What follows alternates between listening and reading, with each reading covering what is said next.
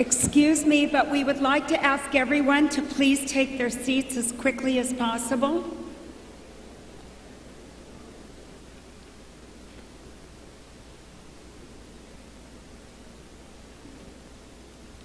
You'll watch.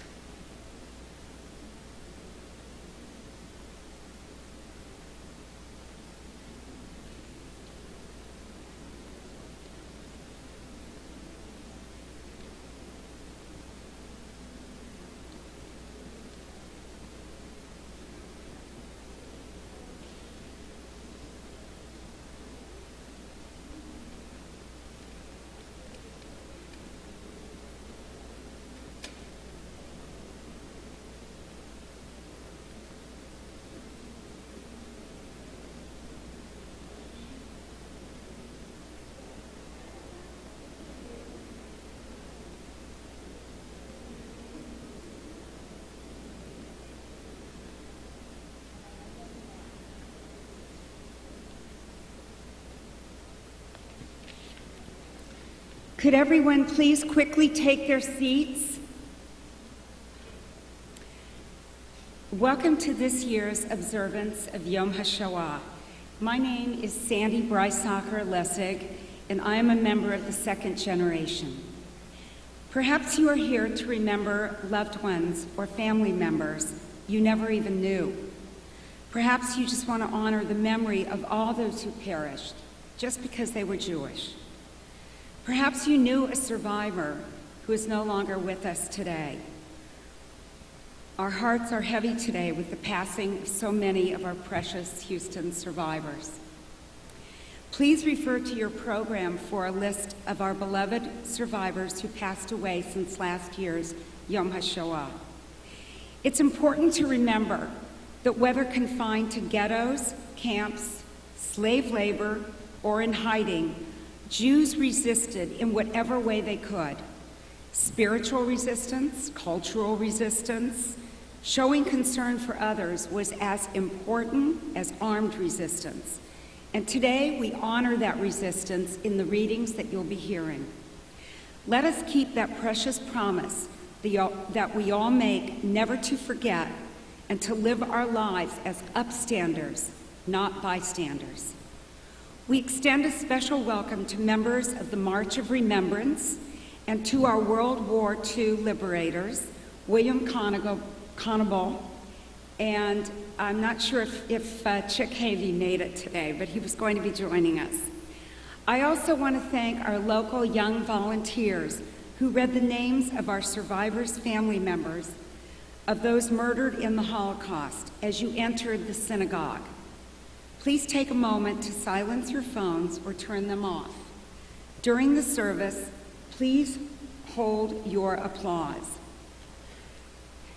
We'll now have the presentation of colors, Houston Levy Post 57-4, the Jewish War Veterans of the United States of America. Please stand.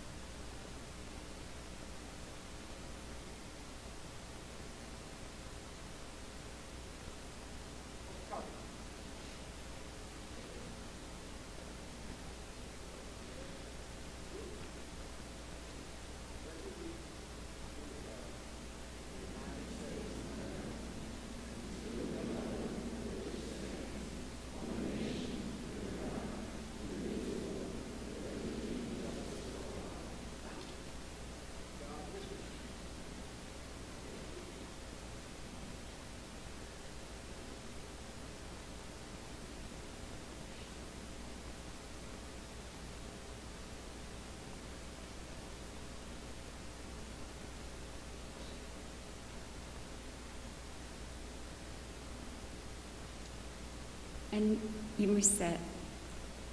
And now it's my pleasure and my honor to invite my friend Ben Wasserman, survivor Ben Wasserman, who will share some of his story with you today.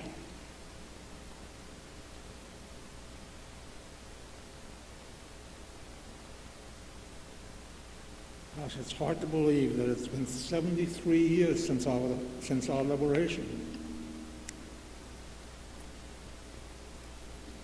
I was born in Berlin in 1929. When I was 9 years old, I got my first taste of real terror. Kristallnacht occurred. In our apartment, my father's business were raided by German thugs, and we lost almost everything. When I was 12, my father was arrested. Nazis came to our place, and they just took him away. He wound up in Buchenwald concentration camp, and he was murdered there. Considering that we would be next, my mother and brother and I went into hiding. However, after a year, the Gestapo found us and sent us to Theresienstadt concentration camp. We were there for 2 years when the Russian army liberated us. Then we went to a displaced persons camp, and after 1 year, we were able to come to America. That was in 1946. When we arrived, I made it my mission to make my father and my mother proud. I finished high school, I joined the Air Force, I served 6 years on active duty, and after being honorably discharged, I went to college, and after starting my own business.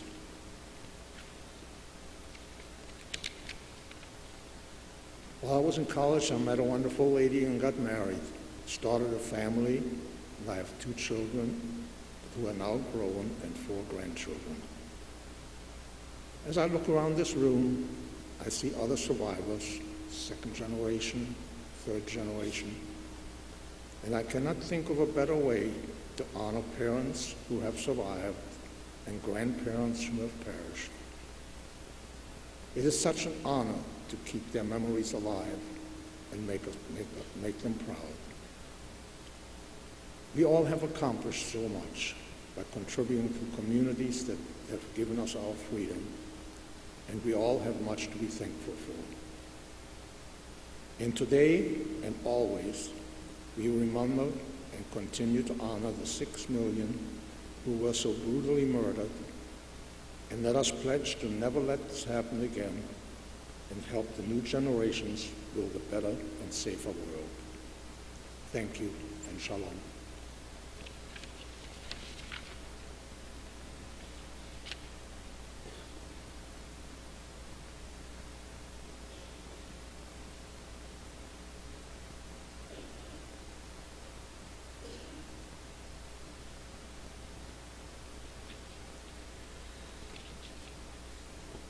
Good afternoon, everyone. I'm pleased to represent the clergy and staff of Congregation Emanu, and I'm honored to welcome you to our home. It means a great deal to have so many partners filling this sacred space to do the work of memory and testimony. And so this afternoon, friends, we begin in prayer, that God will continue to strengthen our shared convictions, never to forget, never to allow the tragedy of the Holocaust and its enduring lessons to fade from humanity's minds and hearts. And let us offer this prayer with real kavanah, with real sincerity and intention, because, my friends, I am no longer quite so sure that we are succeeding. Because the malignancies of hatred and bigotry and violence directed at religious and racial minorities continue to metastasize across the globe. Because we learned from a study released just this week that nearly a quarter of Americans between the ages of 18 and 34 report that they have never heard of the Holocaust. That 41% of that sample weren't familiar with the word Auschwitz. So this afternoon, friends, let's pray hard, because there's work to be done. Ribono shel olam, Eternal Spirit of the universe, strengthen our conviction and our will, that we never forget the greatest man-made tragedy of human history, Clarify our vision so that we continue to recognize the unthinkable wickedness that exists still at the periphery of our world. Fortify our hearts. Enable us to keep sharing these stories. Help us to recall at all times that there is no inoculation against another Holocaust except the moral boldness of people who are willing to stand up for truth and for human decency. O God, may the words of our mouths and the meditations of our hearts be acceptable in your sight, O God, our rock and redeemer. Amen.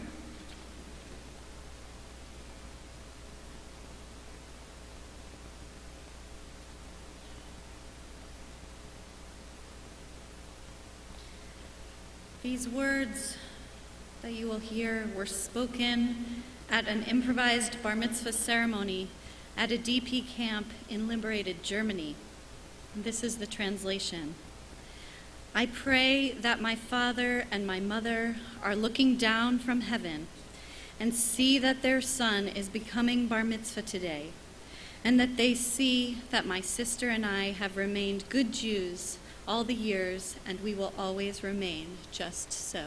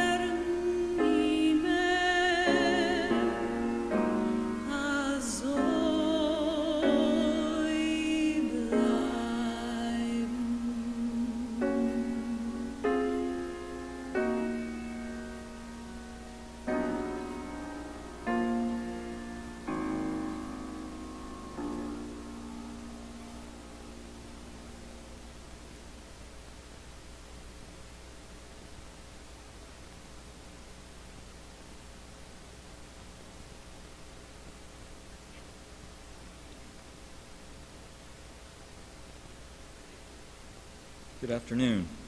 Today we look back at a very dark chapter in history. We pause to pay our respects to the victims of the Holocaust. On Yom HaShoah, as the son of Holocaust survivors, I reflect on the history of my family and my community, recognizing the immensity of the Holocaust and the special responsibility to ensure that the Shoah is never forgotten. Today we say Kaddish for those who died tragically in the Holocaust and promise to perpetuate their personal stories in order to keep their sacred legacy alive. For those who survived, it is a day to recognize their courage and resolve to build a better world. We're privileged today to have with us Houston Holocaust survivors and their families. We ask these survivors and their families to please stand or raise your hands and be recognized.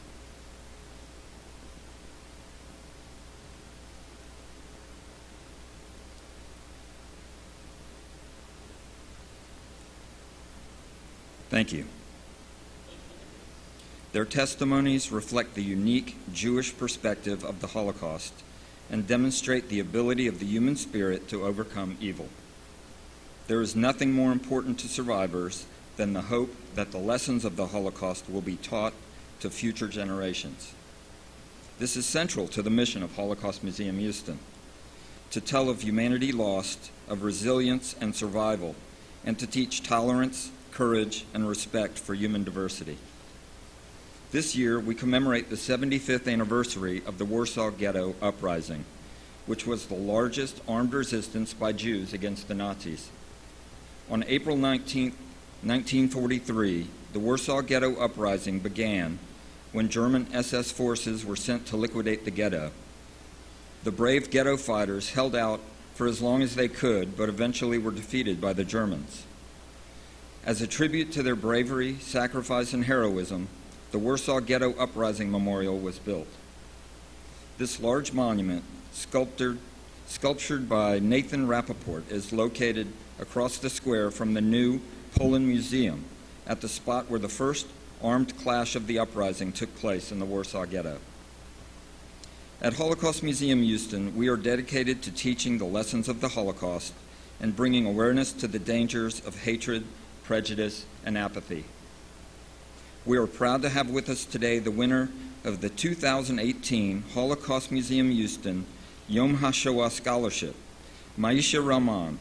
Maisha is a student at Langham Creek High School and is a member of the museum's Engines of Change Student Ambassadors program. Maisha, can you please stand and be recognized?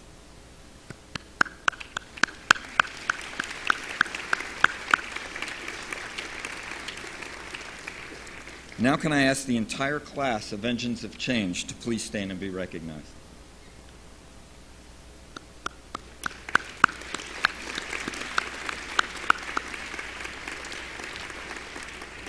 Thank you. I'd like to acknowledge the Jewish war veterans from Houston Levy, Post 574, for the presentation of the colors today. I'd also like to thank the Yom HaShoah Committee, the service participants, the teen volunteers, and the sponsors listed in your programs. In particular, we are grateful to Bill Morgan for his funding of this service in memory of his parents and brothers and sisters who perished during the Holocaust. We also extend our appreciation to Rabbi Oren Hayon, Cantor Rollin Simmons, and everyone at Congregation Emanu for generously hosting the commemoration and reception following the service this afternoon. Yom HaShoah is always a day of stark contrasts. It is a somber day, but a day from which we can draw hope. It is a day on which we remember the worst of human behavior, but on which we also remember those selfless rescuers who refuse to be bystanders to evil. We pause with gratitude to honor those men and women of the Allied forces who bravely fought for freedom. Sadly, we also remember those survivors from the Houston community who passed away this past year and whose names appear in our program. May their memories be a blessing.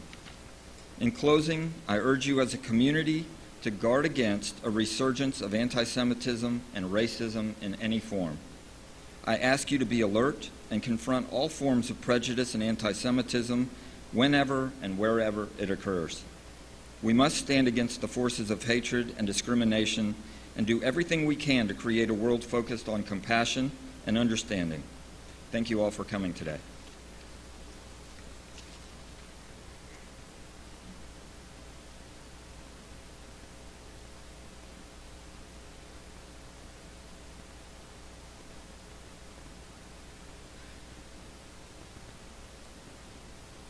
The Warsaw Ghetto Uprising, lasting 27 days in April and May of 1943, was the largest mass result in German-occupied Europe. It is the defining symbol of Jewish resistance to Nazi oppression during World War II. In the summer of 1942, 9 months before, about 300,000 Jews were deported from Warsaw to the death camp Treblinka.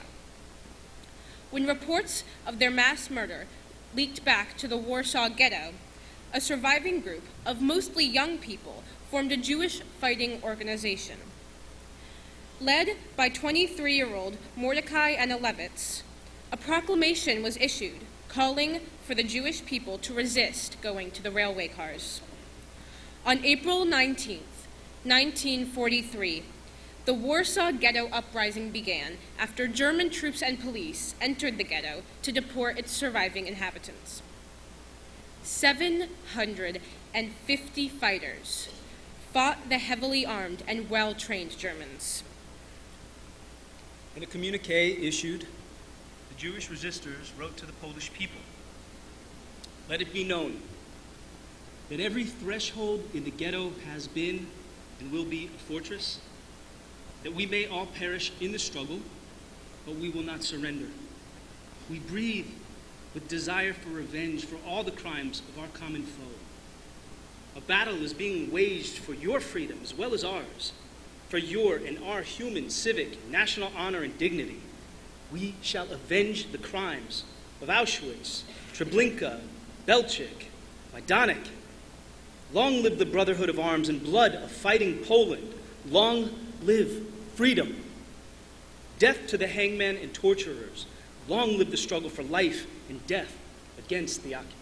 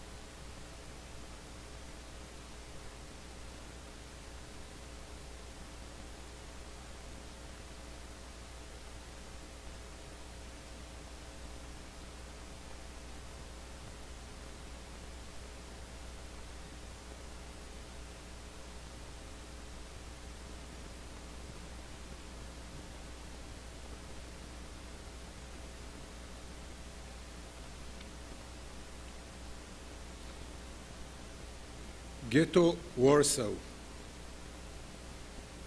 Two devastating words that have a much deeper meaning than just a place, a city. Warsaw Ghetto Uprising, three words that depict a complementary image of the Jews that lived, fought, and unfortunately died in the small ghetto.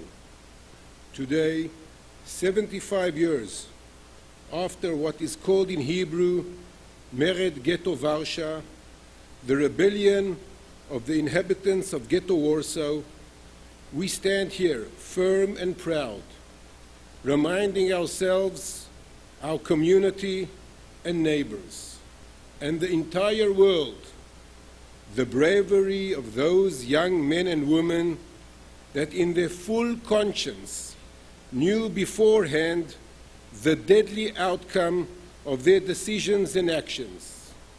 Without asking each and every one of those Jewish fighters, I am convinced that deep down they believed that only if one has noble values that are worth dying for, there is something meaningful to live for. And oh boy, did they have moral reasons and values they were willing to die for. That is why they declared war against the Nazi regime. They fought for justice, they fought for truth, and they fought for their lives. That, in a nutshell, is the true meaning of what is known as the Warsaw Ghetto Uprising. We all know what was their destiny. They were part of the notorious final solution, the total erasure of Jewish life. Today, there is a consent between many Holocaust scholars that these brave young rebellions did make a difference. The Warsaw Ghetto Uprising was the first time the Nazi regime experienced a rebellion from any ethnic group that were under their rule. The uprising broke out after more than 270,000 of the 450,000 Jewish residents of the ghetto were deported to the death camp of Treblinka. The Jews that haven't yet been deported from the ghetto realized something bad and wrong is happening. They understood that what the old Rabbi Hillel said 2,000 years ago is more than relevant to their desperate situation. He said, Im ein anili mili, ve'im lo achshav ematai. He, Rabbi Hillel, used to say, if I am not for me, who will be for me? And if not now, then when? Therefore, after a thorough, careful, and discreet preparation, the uprising broke out on the 19th of April, 1943. This specific date is symbolic. The young rebellions chose this specific date on purpose. According to the Hebrew calendar, that day was literally the eve of Pesach, of Passover, the Jewish day of redemption and freedom. The uprising itself lasted, and many people are not familiar with this piece of information, for only 28 days. 4 weeks. 4 weeks of constant fighting. These young men and women knew that at the end of the day, they will die. They had no fear in their hearts and no regrets in their minds. All they wanted to do is to resist to the Nazi death machine. They fought with very few weapons. Mainly, they threw Molotov cocktails at the hundreds of SS soldiers that marched and entered the ghetto, riding tanks and other armed vehicles. And when they ran out of homemade bombs, they kept on fighting with sticks, stones, and even their bare hands. The battle was vicious, lethal, and merciless. Because of the courageous standing of the Jewish warriors, the SS troops started to absorb loss in life. Their reaction was especially cruel.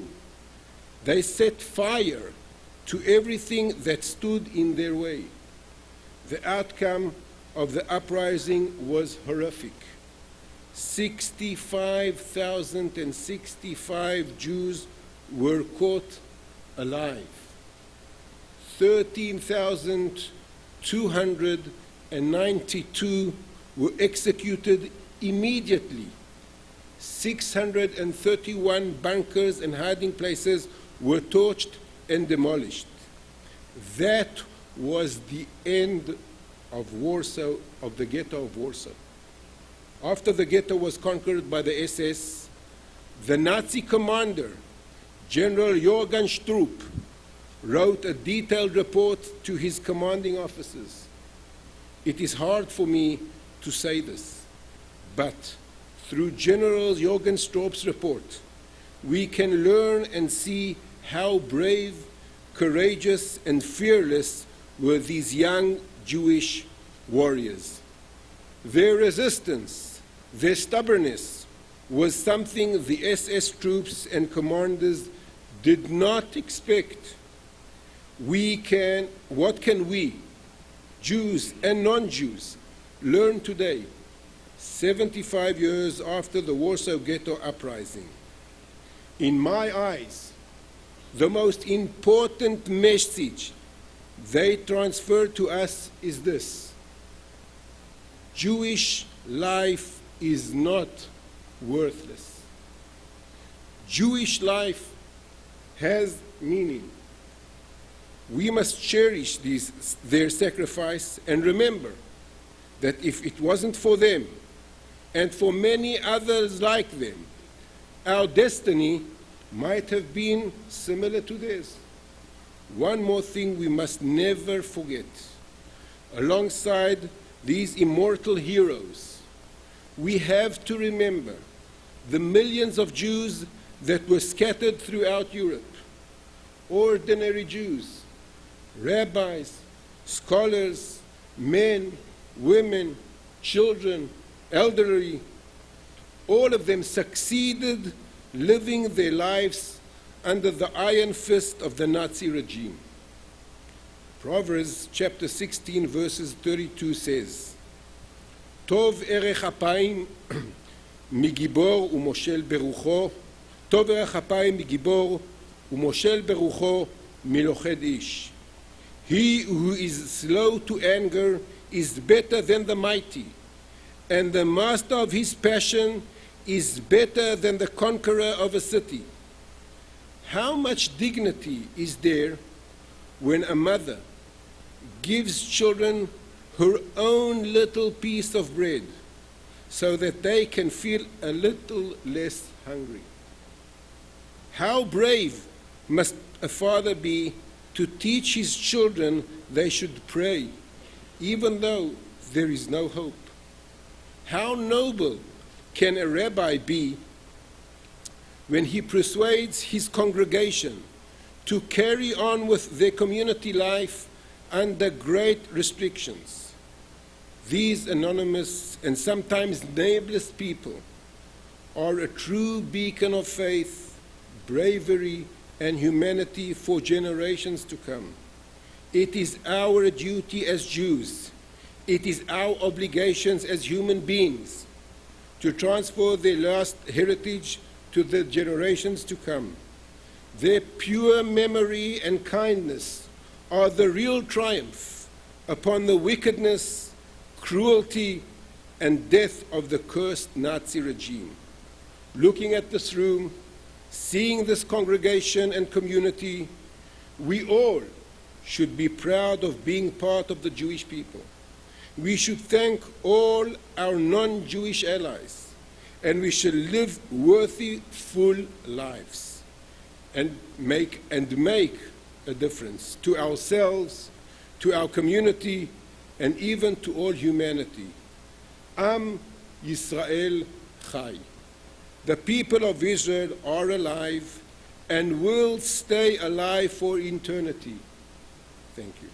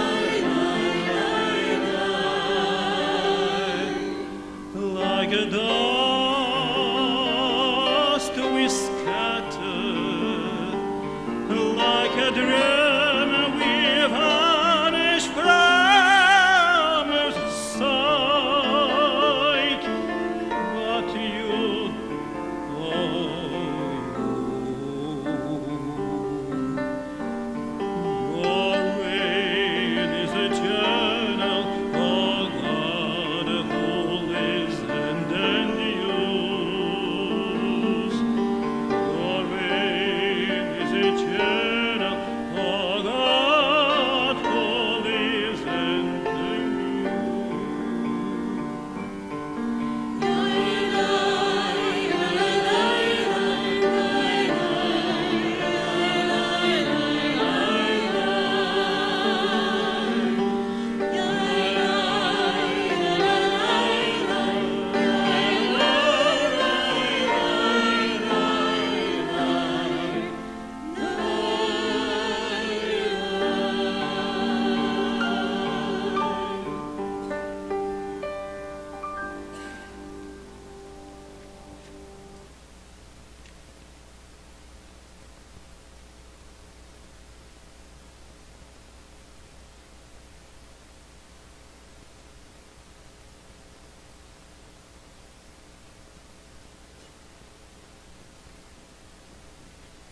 The Jewish fighters in Warsaw were under-equipped and overmatched, with few weapons and almost no military training. They were isolated and surrounded by an indifferent and hostile population. Malnourished and diseased, they managed to hold off the German forces for as long as the entire Polish army had in the invasion of Poland at the beginning of the war. But it was not enough. The ghetto fighters were able to hold out for nearly a month. The Germans had slowly crushed the resistance. Of the more than 56,000 Jews captured, about 7,000 were shot, and the remainder were deported to camps. Some diaries and a handful of survivors who escaped tell of the courage of young women and men who fought to the death.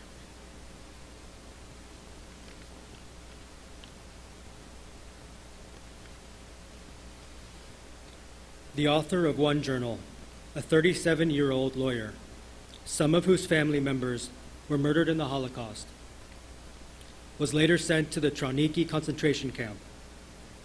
His fate remains unknown. He wrote, "A volley of shots.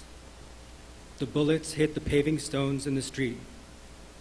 The ghetto fighters are struggling in a battle of a few versus many.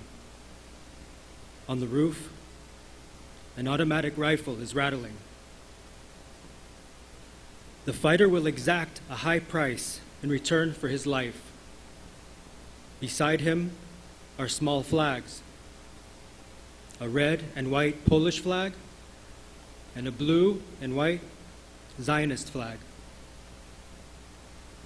Tomorrow, at this time, everything will already be over. I am calculating coldly. Now, it is 2 o'clock in the afternoon. I am looking at the clear April sky. They will take us to Treblinka tonight. When the dawn breaks, I will no longer be alive. The calculation is simple. For the last time, I am seeing the blue sky between the clouds." After the revolt had been crushed, ghetto survivor Emanuel Ringelblum mourned the loss of the hero Mordechai Anielewicz, saying, "And so died one of the best, one of the noblest, who had from the beginning of his life dedicated himself to the service of the Jewish people, to protect its honor and dignity."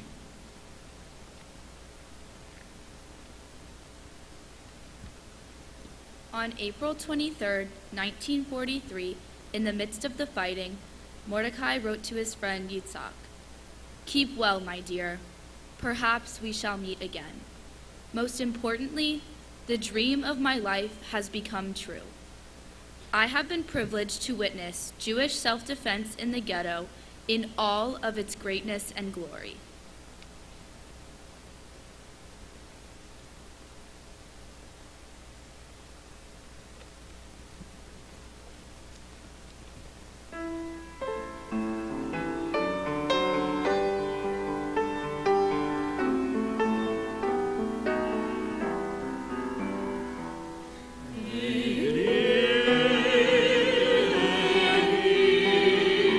Shalom,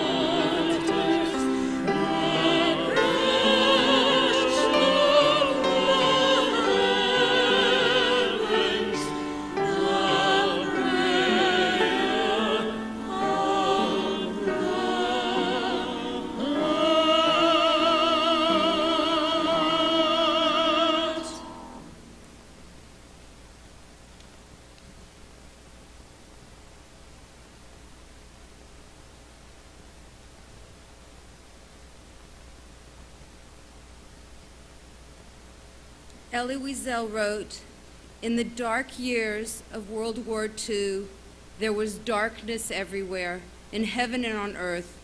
The killers killed, the Jews died, and the outside world adopted an attitude of complicity or indifference. Only a few had the courage to care.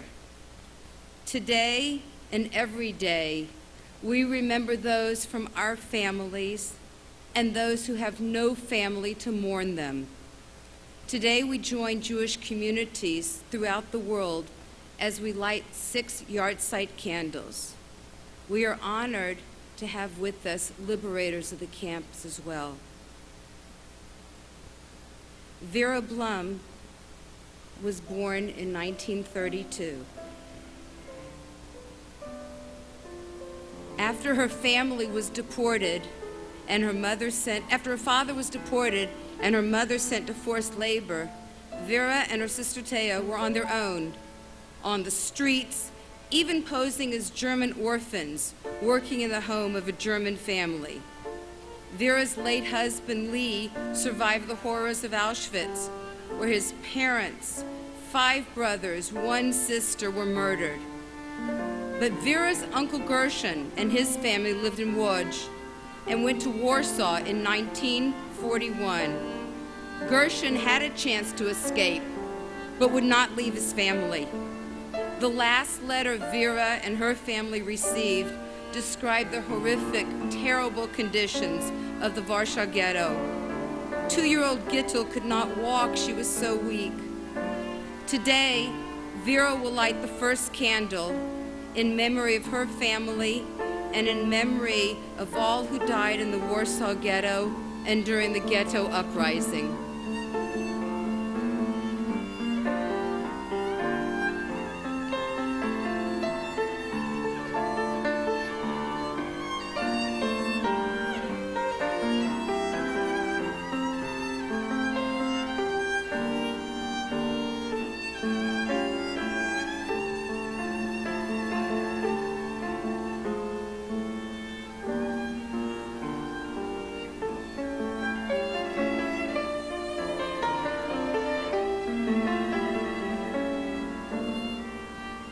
Günter Frankl was born in 1932 in Frankfurt, Germany.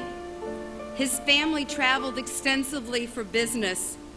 Realizing the future was not good for Jews in Germany, he made preparations to leave.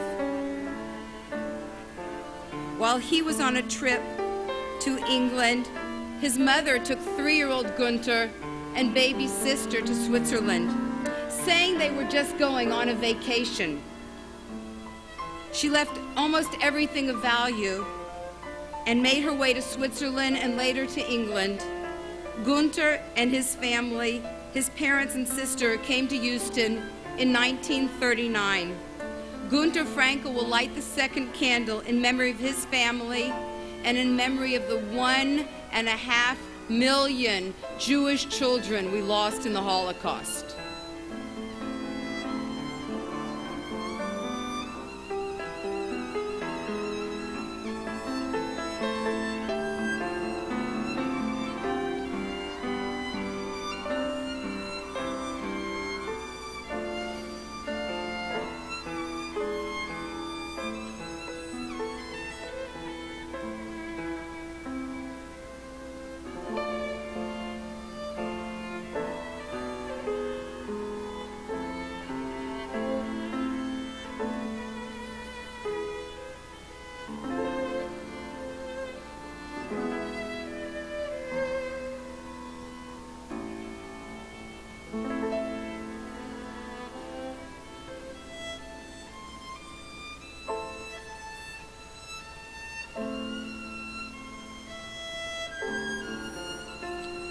Harvey Katz was born in Vilna, the last day of 1931.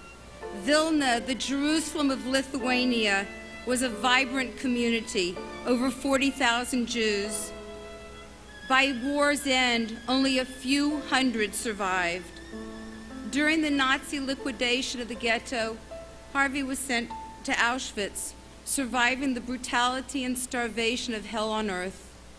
When the war was over, he was 13 and a half years old, the only member of his family to survive. After the war, he lived with a foster family in St. Louis, drafted to the U.S. Army during the Korean War, and became an engineer. He will light the third candle in memory of his family and all those who died in the concentration camps.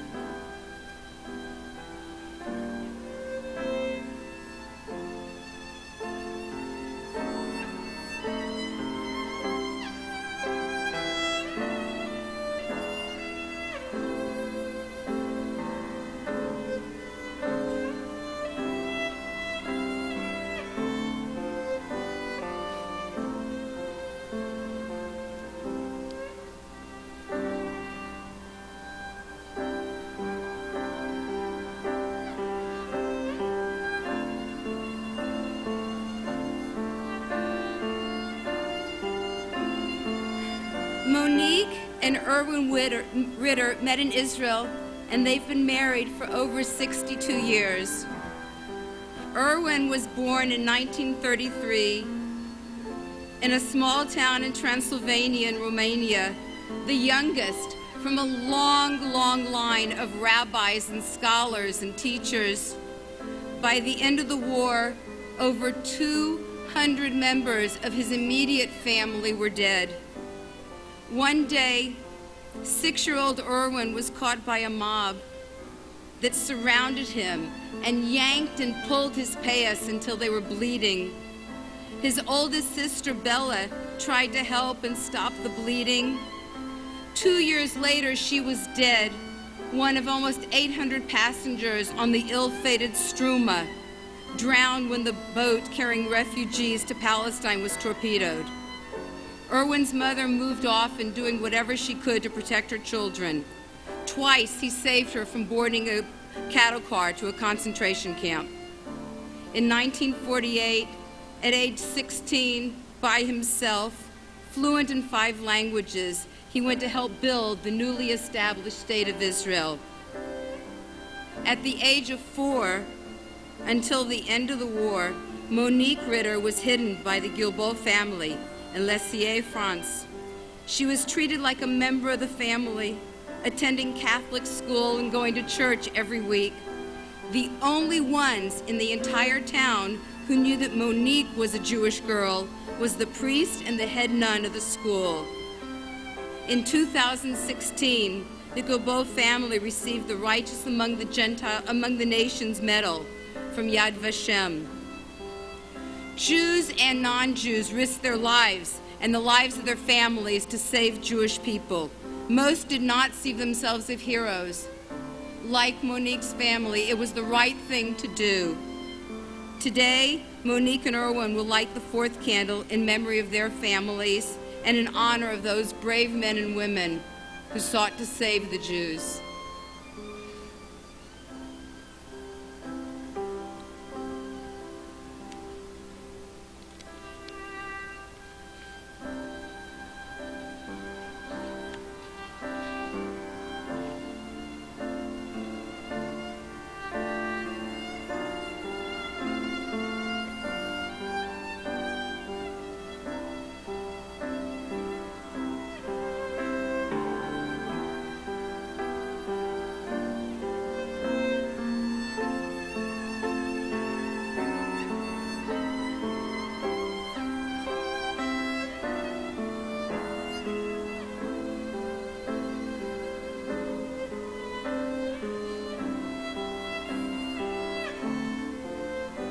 Saul Stupnicki was born to a loving, observant family in Krakow, at that time a city of 40,000 Jews. When rumors spread about a Nazi invasion, 16-year-old Saul and his father tried to escape, but they were forced to return. The family was sent to the crowded ghetto.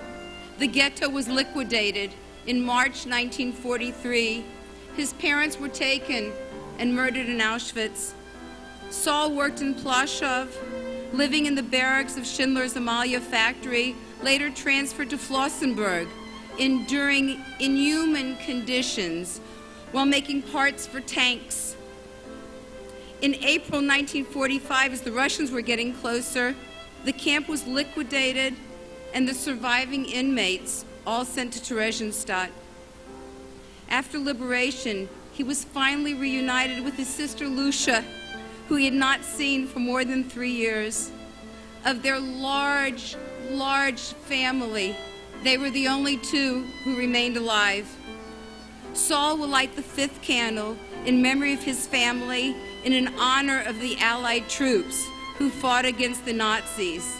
We are honored to have lighting today with Saul, Mr. Bill Kongabel, whose division liberated Ohrdruf, a subcamp of Buchenwald, on April the 4th, 1945, the first camp liberated by U.S. troops in Germany.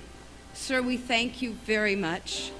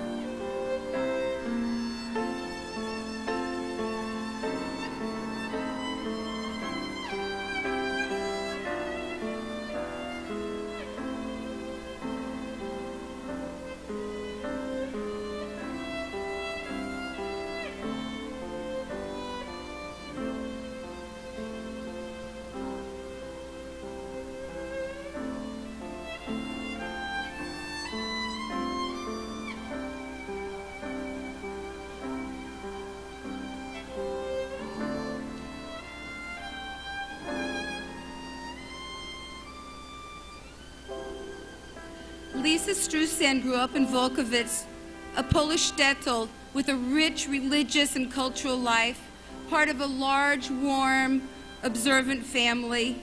As war became imminent, they knew that if the Nazis invaded Poland, their first task would be to murder the Jews.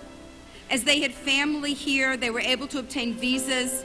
On August 21st, 1939, 10 days before World War II started, she, her family, her parents, her 2 brothers, and her 2 sisters arrived in America. Volkowice, as well as the nearby villages and shtetls where she had family, were overtaken by the Nazis in June 1942.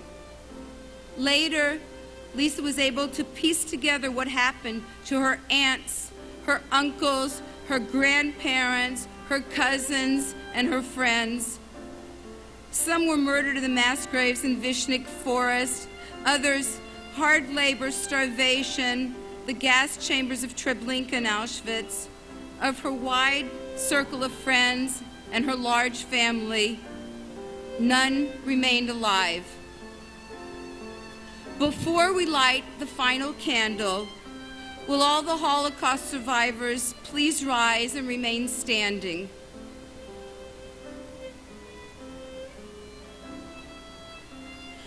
We honor you today and every day. We promise you that your stories will not be forgotten and that the lessons that you teach us will not be forgotten. Can their husbands and wives, the children and grandchildren of survivors please rise as well?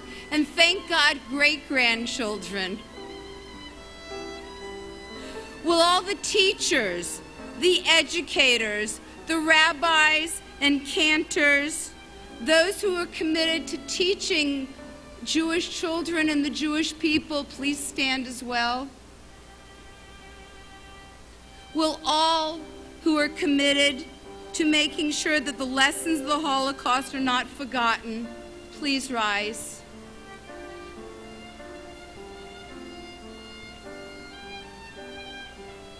We now light the 6th candle in memory of the 6 million Jews murdered, destroyed, lost to our people in the Holocaust.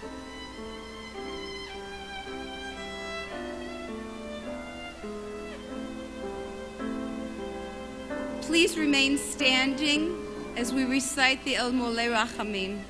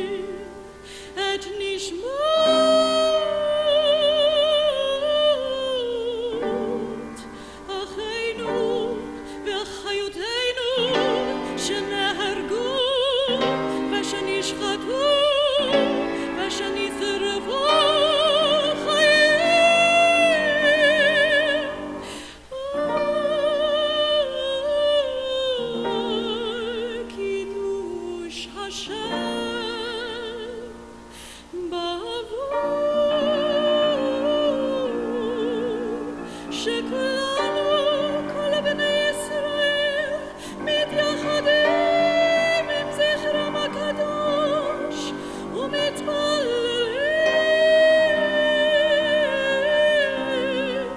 ביד עליית נשמותיהם בגן עדן תהא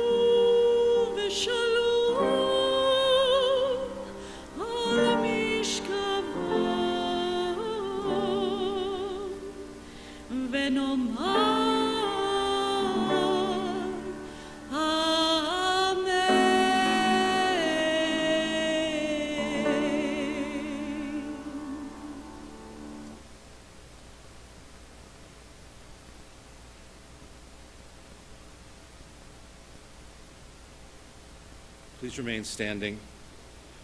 Yitgadal v'yitgadash shemei Rabbah, v'yalma divrach hirutei v'yamlich malchutei, v'chayechon u'v'yomechon u'v'chayei d'chol Beit Yisrael, v'agala u'v'zman kariv v'yimru amen. Yehei shmei Rabbah mivarach le'olam u'le'olmei almaya. Yitbarach, v'yishtabach, v'yitba'ar, v'yitromam, v'yitnaseh, v'yitadar, v'yitaleh, v'yitalal, shemei d'kudisha b'richu, le'ela min kol birchata v'shirata, tushbechata v'nechamata, da'amiran b'yalma v'yimru amen. Yehei shlama rabba min shemaya v'chayim, aleinu v'yal kol Yisrael v'yimru amen. Oseh shalom bimromav, v'yaseh shalom aleinu, v'yal kol Yisrael v'yimru amen.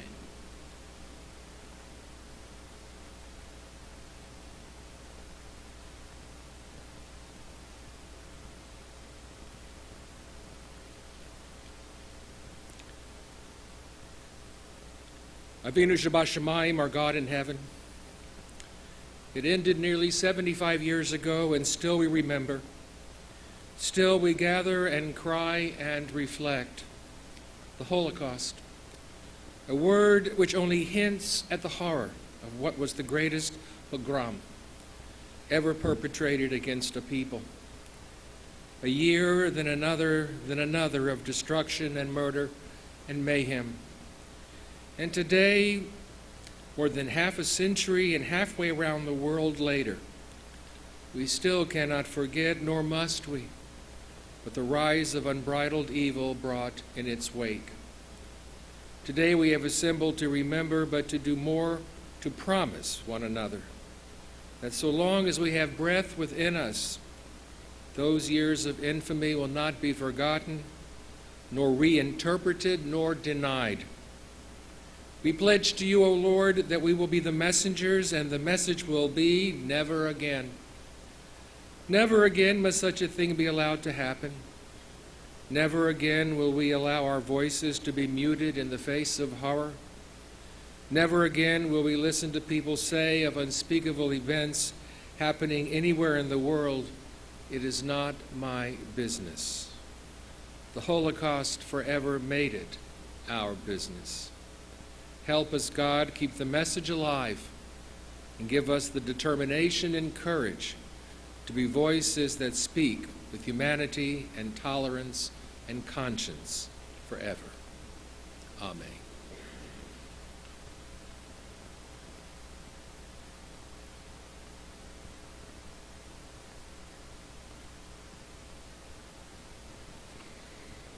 I am Lisa Stanton, a member of the third generation. I want to thank you all for attending and thank all of those who participated in the service. When you leave, please take a candle, a yard-site candle, to light this evening in memory of someone who perished. Please join us for refreshments at the close of the service and take the time to introduce yourself to one of our survivors.